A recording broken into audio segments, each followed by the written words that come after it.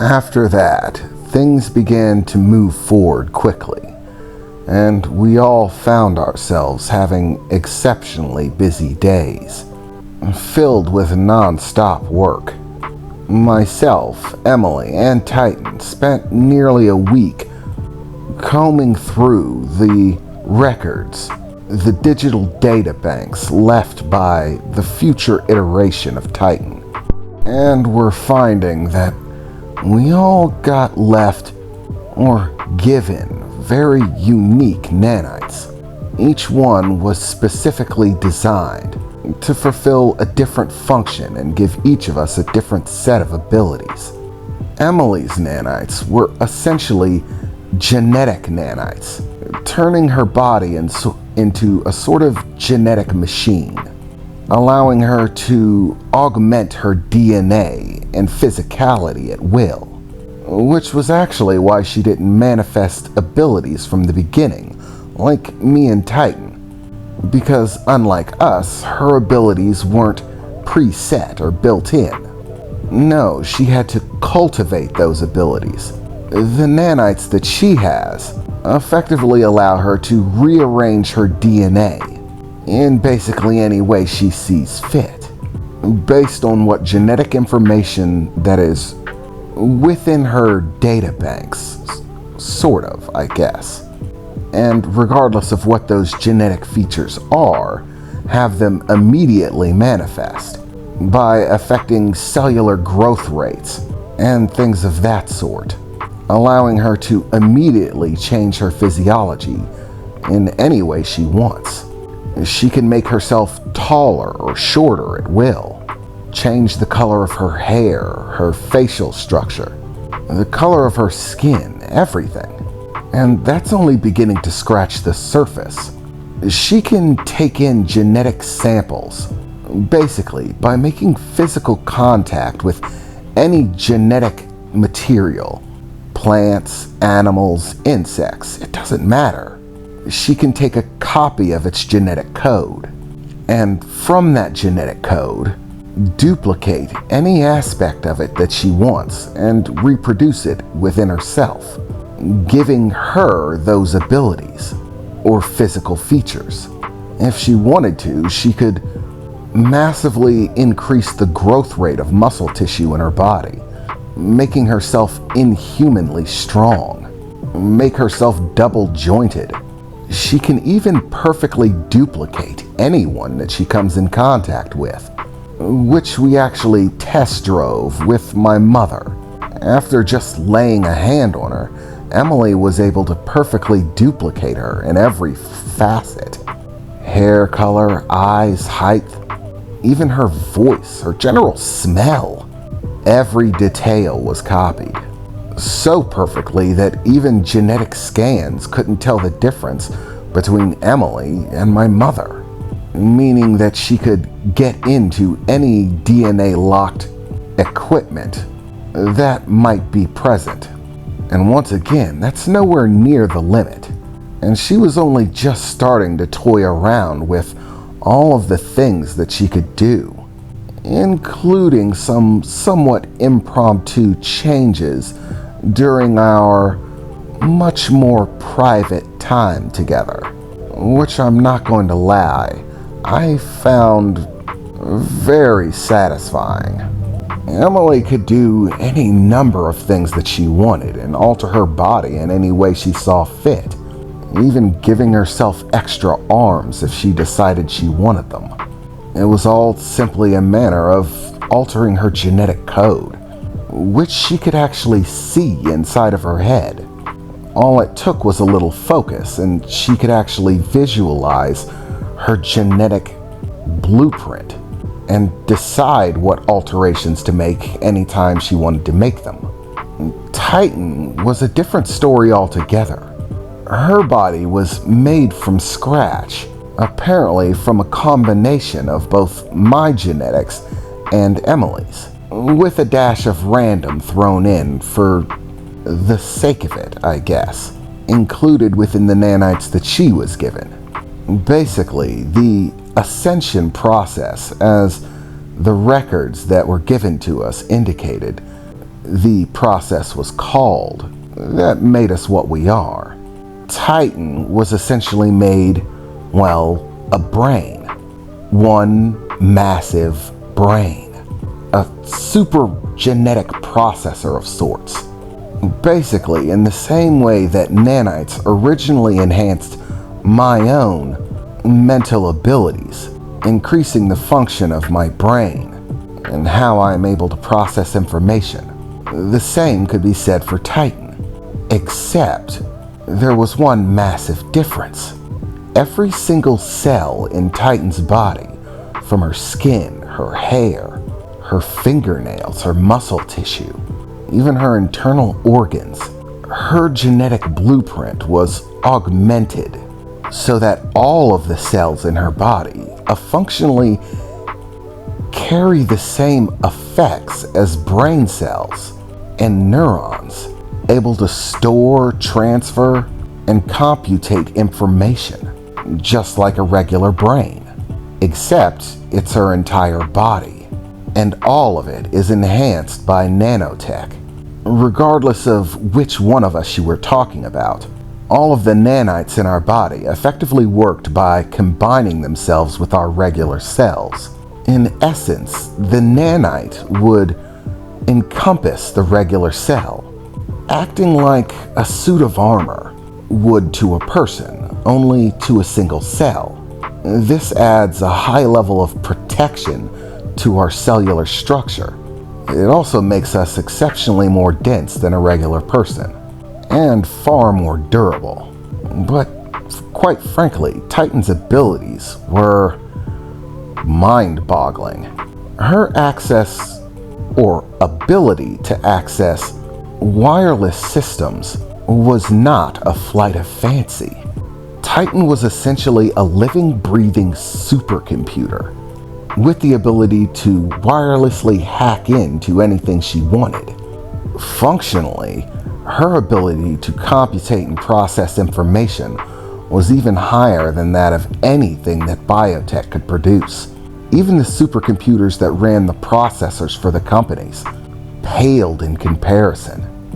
At full tilt, Titan could access basically all of the data flowing through Newgate City, watching hundreds or even thousands of video displays and sifting through them, able to pinpoint precise information, listen to countless hundreds or thousands of conversations simultaneously, and know what all of them were saying, remember it in detail, even the environments and situations, things in the background. Her ability to process information was, well, insane, and she could hack through anything. To give you a comparison, the security systems for biotech industries are basically the strongest in the world. Nothing else even comes close, and Titan hacked it in a matter of seconds. It didn't even take any effort for her. As far as she said, it was basically as easy as breathing. Even the supercomputers and the enormously complicated security systems for them at biotech are like a handheld calculator in comparison to her. She's able to wirelessly connect to anything she wants, including me. Just like before when she was a motorcycle, we could communicate via an exceptionally highly encrypted signal. Basically unhackable, transmitting massive amounts of data anytime she wanted, and communicating regardless of the distance between us.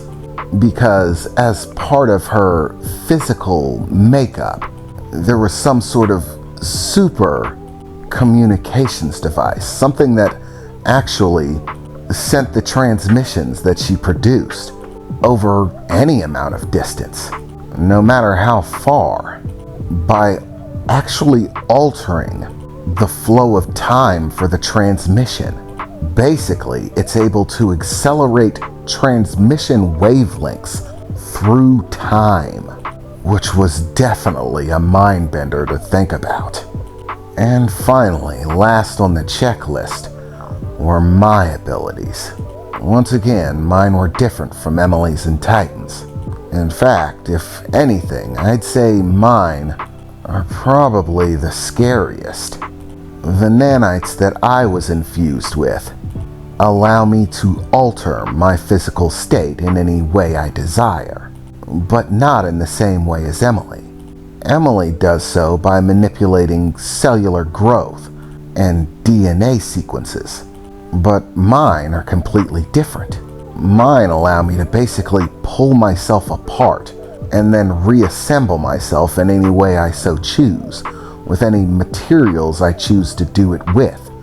For example, even though it's an absurd one, I could turn my bones to copper, so long as I had copper available to me, rearrange my organs, and basically any other absurd thing that I wanted.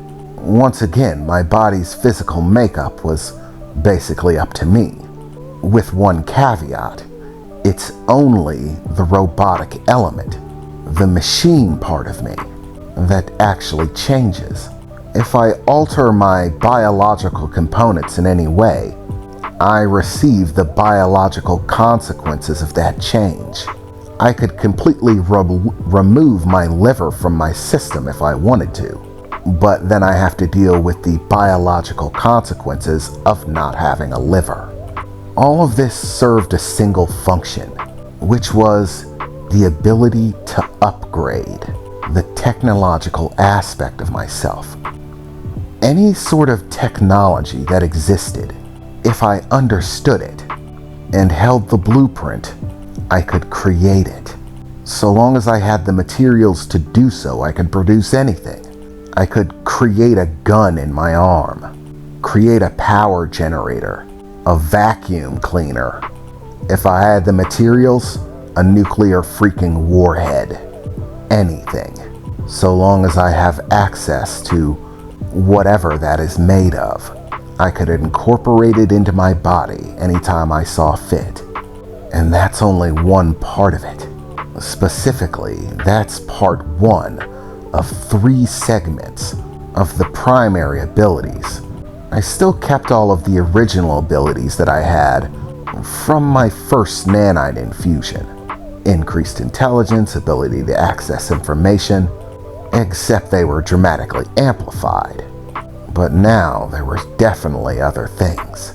For example, the way I gather resources, or one way I can gather resources in order to produce these augmentations, is that the nanites that my body has inside of it are actually able to break down materials at a molecular level. Basically, I produce the nanites.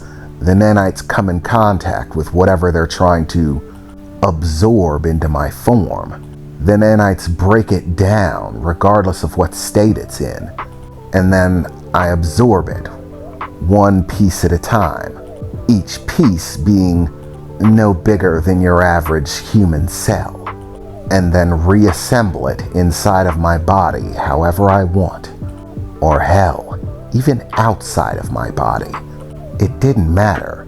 Even if I ejected the nanites from my body, they still served me, had samples of my genetic code and material, and obeyed my will. I could produce a small amount of nanites, have them exit my body, break anything down, and reassemble it however I wanted, and then simply reabsorb them. I could take one gun and turn it into a different gun, reassemble one machine into another, or absorb the nanites and the machine itself into my person, and make them work as part of my physiology. And the speed at which they were able to do it was terrifying. Not only that, but at the largest scale that I was willing to give a shot to, I effortlessly broke down an entire case of energy assault weapons and absorbed them all into my body. It only took a few seconds to do, and I didn't really feel any different at all. And the number of nanites that I'm able to utilize is entirely up to me. I can actually manufacture the nanites whenever I want, producing more of them on will. For Emily and Titan, Theirs have basically a set structural limit, meaning they can only really have so many. But mine seem to appear to have no such limitation. I can produce as many as I want. However, I did find that there's a hard limit to the amount of material that I can contain within my body safely, and that the more room that I try to pack away other materials into, the less room I have for other things, like my internal organs, which I need. And finally, element number 3, the redesign. Effectively, I am actually able to change the design of my nanites. I can produce any type of nanite that I want. Have multiple different nanites that perform different functions, coordinate and draw their layouts, how they interact with things and what their purpose is, giving me the ability to upgrade those nanites at will.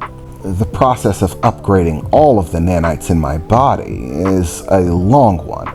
It takes a day or so to accomplish, but just creating a few nanites is a simple task.